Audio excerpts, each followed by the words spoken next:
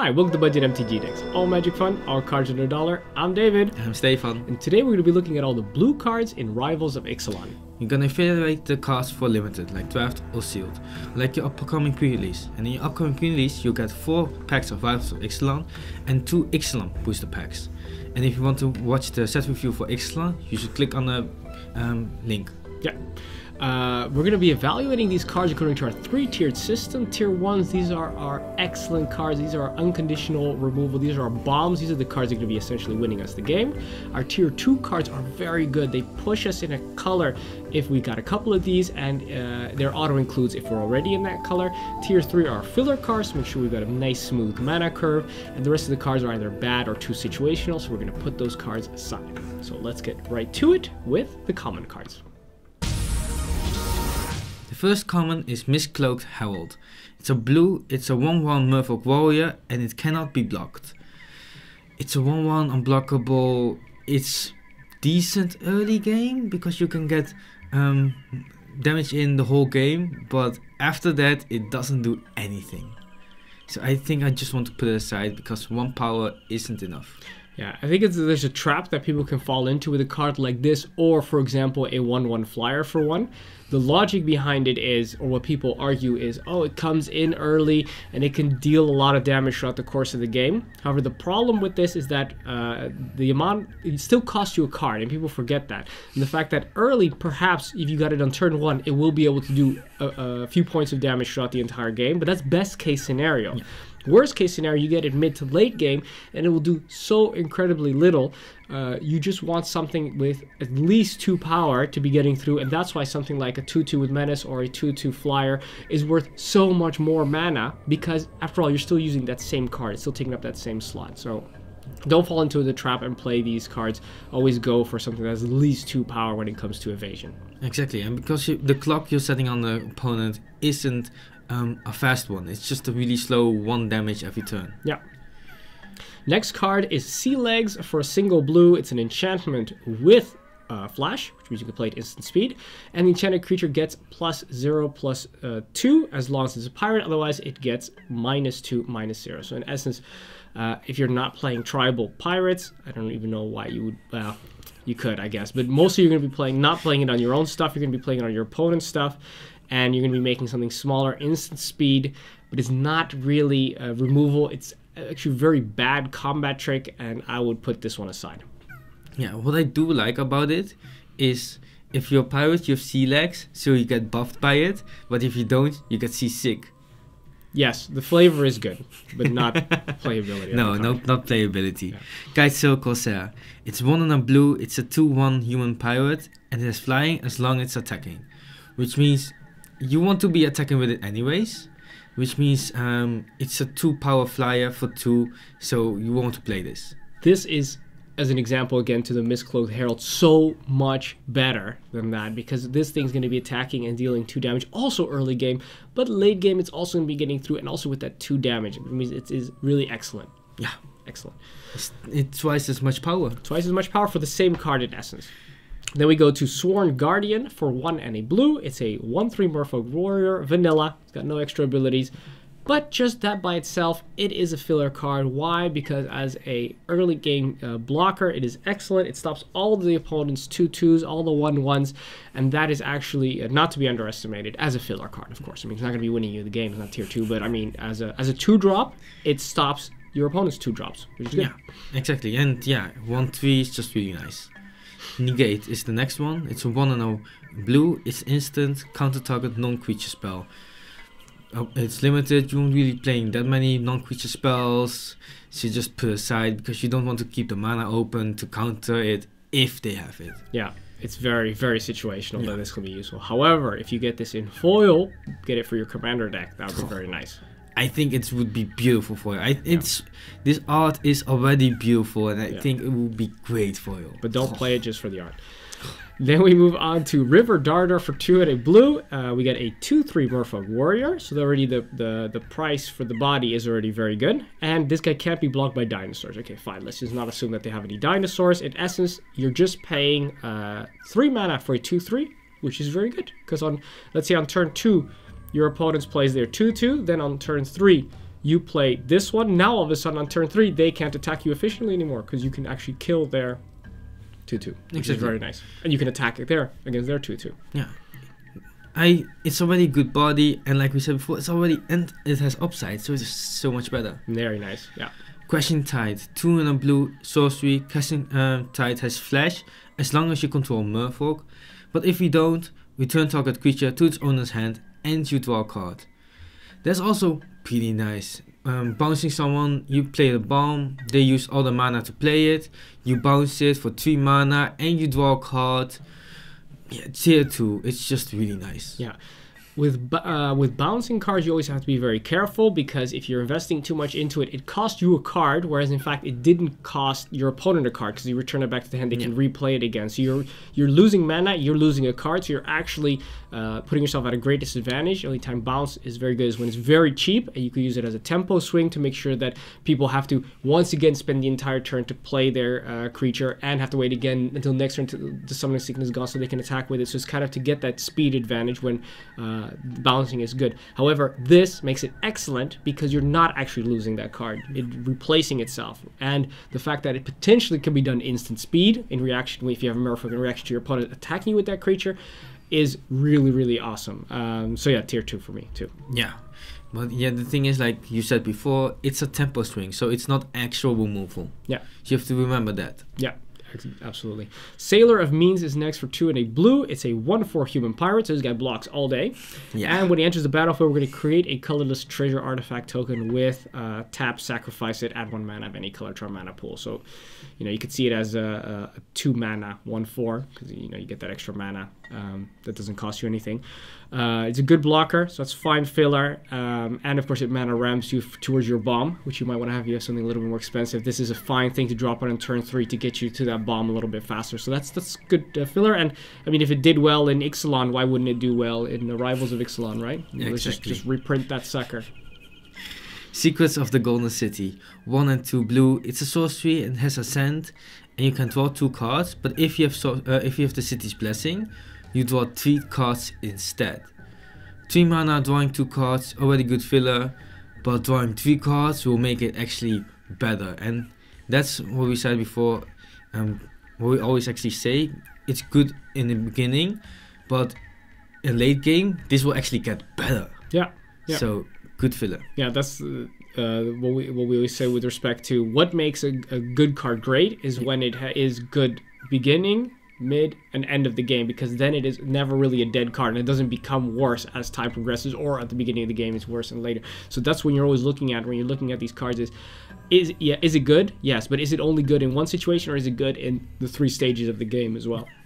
And of course you can also look at it from perspective of when you're winning and when you're losing. So as the most situations when the card is good, that makes the card so much better. Yeah, and this one is also pretty nice every stage of the game. Yeah, early game, you don't mind playing this turn 3. Exactly. Yeah.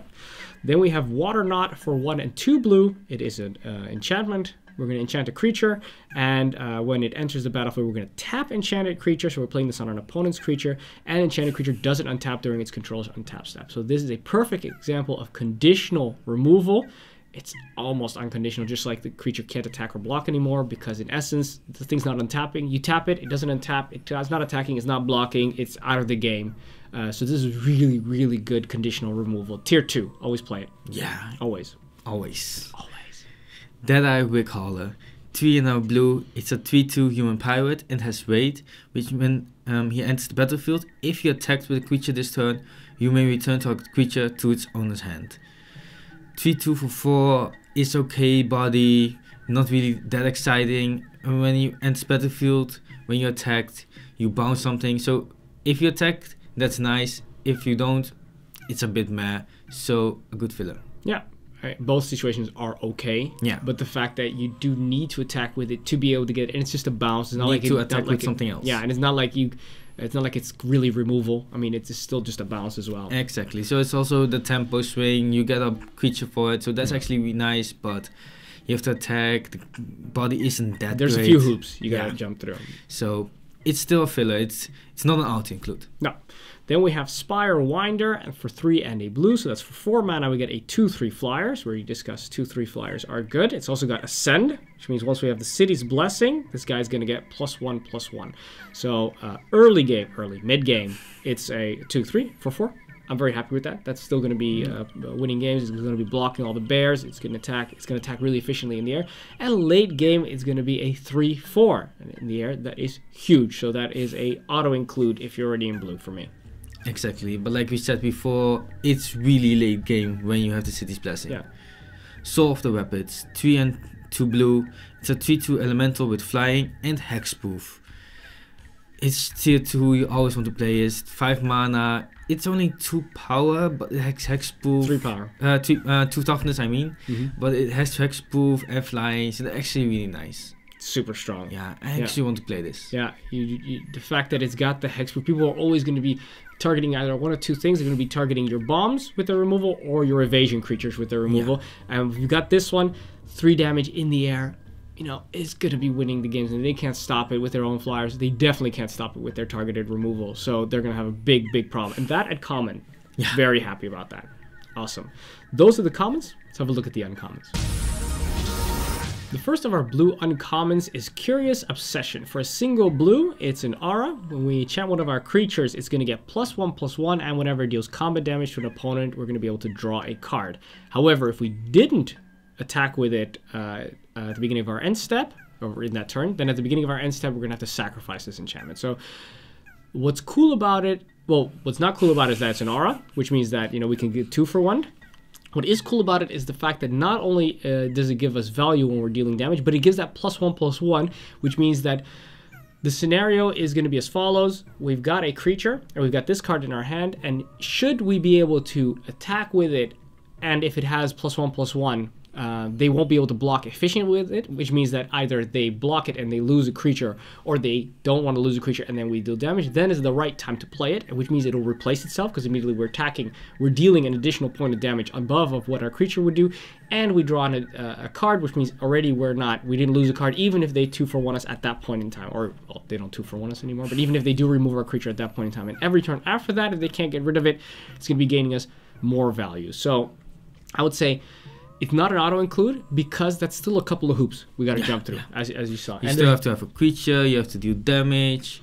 The thing is, for me, it's only 1 mana, so if you play it, you attack with it, you do damage, you draw a card, then you only lost 1 mana, and then you can get only more value out of it. Yeah. And what's important to remember is you don't actually play this unless you can efficiently attack that turn with that creature that got the +1/+1. Meaning they have to either they let it go through and you draw a card, or they have to block it, but they will also lose something, and then it's okay. Then it's worth the card and the 1 blue, right? If they lose a creature, or if you draw a card, so that's fine. Exactly. Silvergill Adept, 1 and a blue. It's a 2/1 merfolk wizard, and as additional cost to cast Silvergill Adept, reveal a merfolk card from your hand or pay 3 extra mana. And when Silvergill Adept enters the battlefield, draw a card.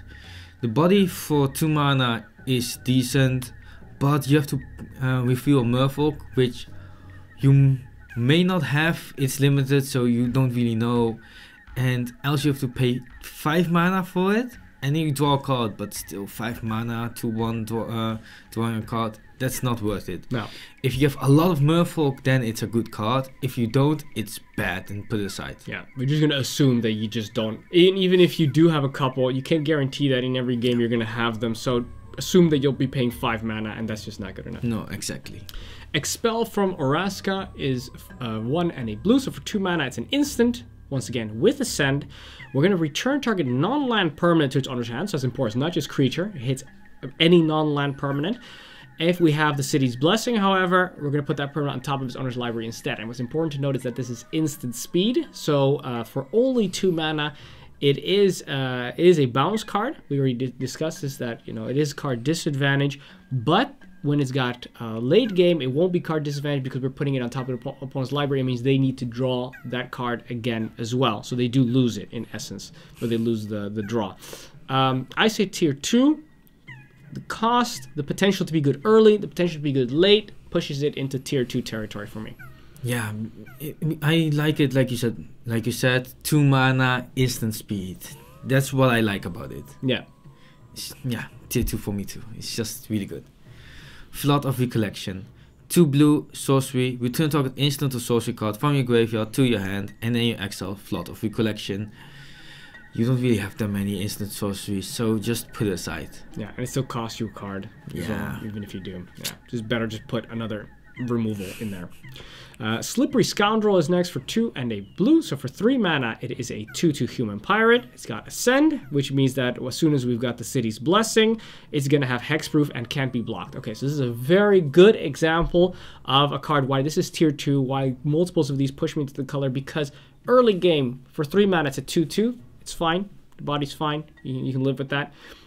So you're right on curve, you start dealing some damage, and then late game it comes in and you're going to be able to have it be hexproof and unblockable, which means it's going to be able to get through and deal damage anyway, even through a board stall.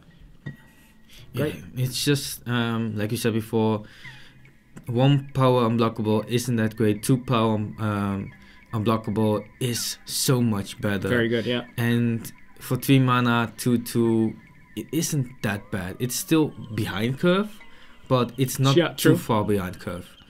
So tier 2. Yeah. Hornswoggle. 2 and a blue instant. Counter target creature spell. You create a colorless treasure artifact token with tap. Sacrifice the artifact. Add 1 mana of any color to your mana pool. Put aside, like we always say, counter spells. You don't really want to play them. So just put them aside. And Hornswoggle basically means to win by cheating. Yeah, don't cheat during Magic. No. So don't play this card. Yeah. That's kind of mean to say, like countering spells is cheating. Yeah, okay, fair enough. I mean, don't do it in limited. Next we have Aquatic Incursion for 3 and a blue. So for 4 mana, it's an enchantment and enters the battlefield. We're going to get 2 1/1 blue merfolk creature tokens with hexproof. The fact that 1/1s with hexproof are not very relevant. I mean, 1/1s are not very relevant. Giving them hexproof does not make them better. I mean, giving them lifelink is better than that. And for 4 mana, we're going to make sure that target merfolk can't be blocked this turn. So in essence, what you're doing is you're paying 4 mana for 2 1/1s with not a really relevant ability. So that's too much. That's too much investment. And then if you want to make those 2 into, let's say, 2 power unblockable, which is what we say is decent, then we're paying 8 mana every turn for that. That's a terrible deal. You don't want to be paying that. That's insanity. Don't do it. Put this card aside. Yeah. Next one, Siren Reaver. 3 and a blue. It's a 3/2 Siren Pirate and has weight. And it costs 1 less to cast if you attack with a creature this turn. And it has flying. 4 mana 3/2, which can be a 3 mana 3/2 flyer. That's insane, tier 2. Yeah. Always play this. Even if you can, I mean, sure, if you can attack that turn with something, yes, you get a great deal out of it. But even if you can't, you've got nothing to attack with. Paying 4 mana for 3/2 is flyer. 3/2 flyer is very, very strong and really closes the game very fast. Always play it. Yeah. Next is Riverwise Augur. It's also our last of the uncommons for 3 and a blue. It's a 2/2 merfolk wizard. The body is, not great for the price, so we're going to see what it does. When it enters the battlefield, we're going to draw 3 cards, and then we're going to put 2 cards from our hand on top of our library in any order. So we're going to be brainstorming, and that, as we know, is a very strong card, very good. It allows us to dig for, either we're digging for a land, we're digging for our bomb, whatever we're digging for. We're playing limited, we're playing a lot of filler cards. It allows us to dig for our tier 2 and tier 1 cards, which is very, very strong. Plus, it's also got the body, which means it can still attack and block efficiently. It's not a 1/1. I'm very happy that it's a 2/2. So I would say tier 2 as well. A couple of these push me into blue, and definitely auto-include if I'm already in blue. Yeah. It's a shame that you don't discard it or anything, but yeah, still looking at the top 3 cards of your library is just really good. And it's a draw as well. Yeah. Yeah, that makes a big difference. Not just looking and reordering, we're also actually gaining an extra card, and we're gaining this body on the battlefield. Very nice. Those are the uncommons. Let's go to the rares. Our first rare is Warkite Marauder. It's 1 and a blue. It's a 2/1 human pirate flying. And when he attacks, target creature defending player controls loses all ability and has a base power and toughness of 0/1 until end of turn. It's a 2/1 with flying for 2 mana, which is already good. And then when he attacks, and something of your opponent becomes a 0/1, loses all ability. That's so great. It's a tier 2 for me. it shuts off the best thing that will block your stuff, so combat will be a lot easier for you. Yeah. If they don't have a flyer, then you can essentially attack with this guy and with something else that they basically won't be able to kill anymore, like your best thing. But even if they do have a flyer, then you can just make sure that when you attack with them, you make that their flyer becomes a non-flyer, and then you can still attack with it with impunity. So it's very, it has a very high chance of being able to get through and dealing that 2 damage every single turn. Yeah. Strong. Induce Amnesia for 2 and a blue, so for 3 mana it's an enchantment. When it enters the battlefield, we're going to exile all the cards from our hand face down, and then we're going to draw that many new cards, and then when this card gets removed, we're going to get those cards back to our hand. So in essence it wheels us all our cards, and it's bad. I mean, it could potentially be good in some scenarios, but there's more scenarios where it's going to be bad, especially late game where you have very little cards in your hand and it does virtually nothing. So very scary prospect to have. And maybe early game, you have the cards you want, that it also does nothing. There's too many scenarios where it does nothing. Put it aside. Yeah. Release to the Wind, 2 and a blue, instant. Exile target non-land permanent. That's interesting. For as long as that card remains exiled, its owner may cast it without paying its mana cost. So that's a lot less interesting. 3 mana, you exile something, it can be cast for free. Yeah, it's like a bounce, but then the worst kind of bounce imaginable. Yeah, so you could save your own thing and then get a cast trigger out of it again. Terrible. Just don't play it. It's basically as if we would be playing a spell which stops them from targeting our bomb, because we take it and then we can play it again. But you mean hexproof? No, not necessarily hexproof. Yeah. But yeah, it's something that protects your creature. Let's say it could be hexproof, could be counter target spell, could be any number of things. In which case, it only does something if your opponent's trying to remove that thing. But either if they don't have the thing, then this does nothing, or if you don't have your bomb, it also does nothing. So it's just terrible. So it does nothing. It does nothing. That is the conclusion. Admiral's Order is next for 1 and 2 blue, so for 3 mana it's an instant. It has Raid, which means if we attack with a creature this turn, we're going to pay 1 blue rather than its regular casting cost. And the ability is we're going to be countering target spell. Now, in Limited, I don't really like playing counter spells because we have to keep the mana open, and we're not using that mana. And the person who wins the game of Magic in Limited is the person who most efficiently uses their mana every single turn. And if you're not using that mana as efficiently as possible because you're keeping it, holding it up every time to counter their best thing, and that's not happening, then you are falling behind. You're putting yourself at a disadvantage. Sure, you may say, okay, for a single blue, that's great, but then again, you need to have attack that turn, so it could only really work against instant speed, combat tricks, or removal that they're using in your turn. So it's too situational. Just put it aside. Exactly. It isn't even his opponent's turn, so that's just not good. Terrible. Crafty Cut Purse, 3 and a blue. It's a human pirate. It's a 2/2 with flash. And when he enters the battlefield, each token that will be created on an opponent's control this turn is created under your control instead. It's a 2/2 with flash for 4, a lot of mana, so it's not a great body.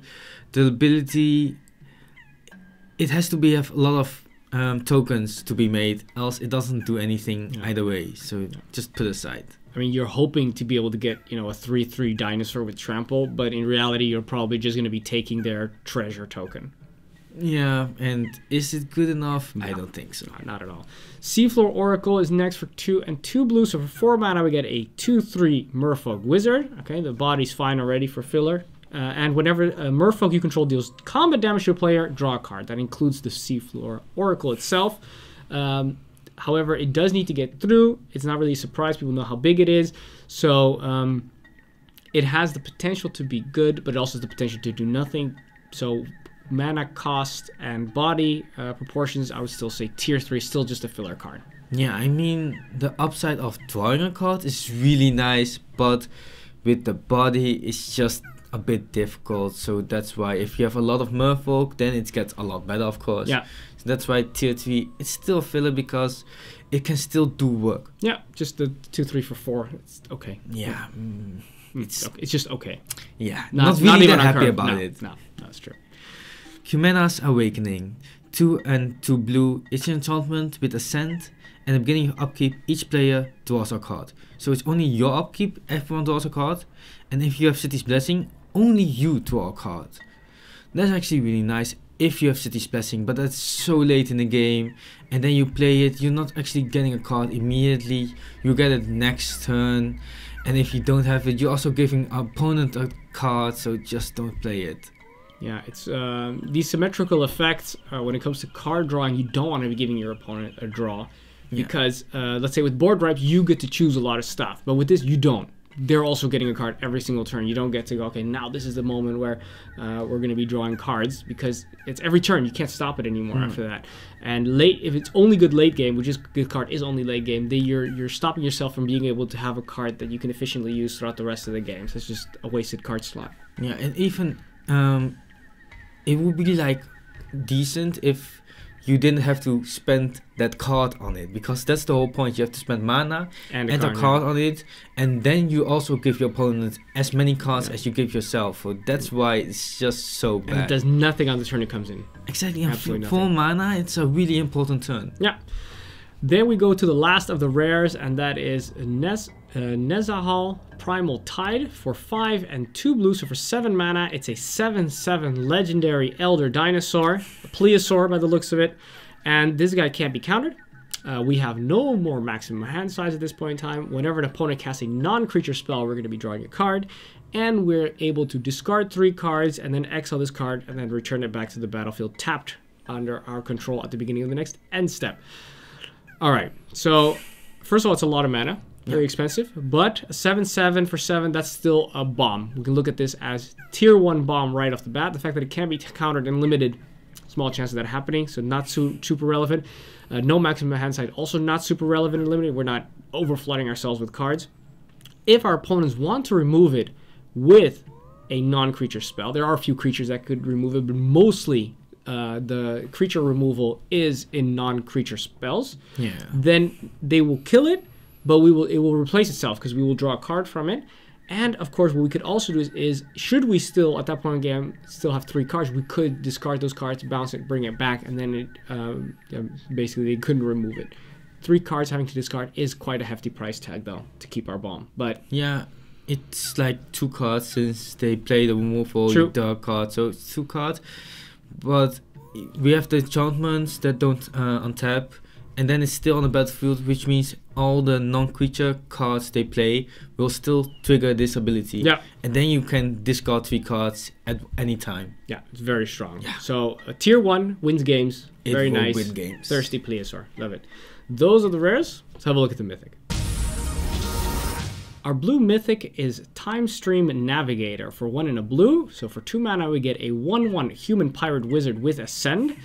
Now, if we have the City's Blessing, so if we got 10 or more permanents on the battlefield, then we're able to pay its activation cost, which is 2 and 2 blue, tapping it, putting it at the bottom of our library, and then we're able to take an extra turn after this one. So in essence, what does this card do? Early game, it does absolutely nothing because we're paying 2 mana for a 1/1. We don't want that. No good. And then only late game, if we top deck this, then we can play it, but then it still has an activated cost, which means we tap it, so we still can't use it that turn. We gotta wait another turn until it doesn't have summoning sickness anymore, and then we can pay 4 mana to take an extra turn. So yes, in that very small scenario, then it is good, but the whole rest of the game, it's doing absolutely nothing and taking up a slot, which you could better be served by just having a 2/2 for 2 in this position. Yeah, just put it aside. Put it aside. All right, that is the mythic. Let's have a look at the conclusion. In conclusion, I think blue is a strong color. I think it has less good bombs than the rest of the colors. However, the filler cards are very good. I think even the tier 2 cards are also, there are a lot of tier 2 cards as well, and we're just limited a little bit on what the bombs and the unconditional removal and stuff like that in blue. But I think it's nice because it's got the flyers. Yeah, it's got removal. It's got a lot of the solid bases that you want to be hitting, and the only thing that's a little bit lacking, of course, once again, blue's removal is based on bouncing.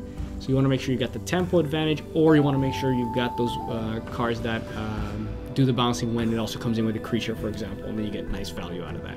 So all in all, pretty decent color, not the strongest, but yeah, happy to play it. Yeah, I'm really interested because Blue has the aggressive flyers. That's the 3 power, 3/2 flyers for low cost mana. So that's actually really interesting. So the tempo swing is actually really relevant here. Yeah, and the out of all the colors, blue has the greatest chance of being able to be combined with auras because it has the highest number of creatures with hexproof. Which means that if you put the curiosity type effects on these creatures, then blue is definitely the color you want to be having there because the hexproof. Exactly, and also the curiosity because you have a couple unblockable stuff. The cards just say I can't be blocked, so put it on there. It's just like drawing cards. It's insane. Invasion That's actually really cool. Yeah, absolutely. All right, so now we'd like to remind you guys that we have a Patreon page. If you head on over to patreon.com/budgetmtgdecks, you can have a look at what we do with the patronage of viewers just like yourself. We try and improve the quality of these videos. We try and make more videos every single time. And if you become a patron for as little as $1 a month, you could really help us out to improve the channel. I'd really appreciate that. Also, now that you're over here on YouTube, you can subscribe to our channel for those powerful decks and advice everyone can afford. And of course, if you do, hit the little bell button as you'll get a notification as soon as the next video comes out. And the next video will be the full Rivals of Ixalan set review for all the black cards. So hit that little bell button to get reminded, get a notification as soon as that comes out. Be part of the notification squad, if you will. And also join us on Twitter, Facebook, and Instagram to get in touch with us, talk to us, to have card discussions, be up to date about what the new videos are coming out, top 10 list, deck techs, etc. All that good stuff. That's it. Thanks for watching. I'm David. I'm Stefan. This was Budget MTG Decks.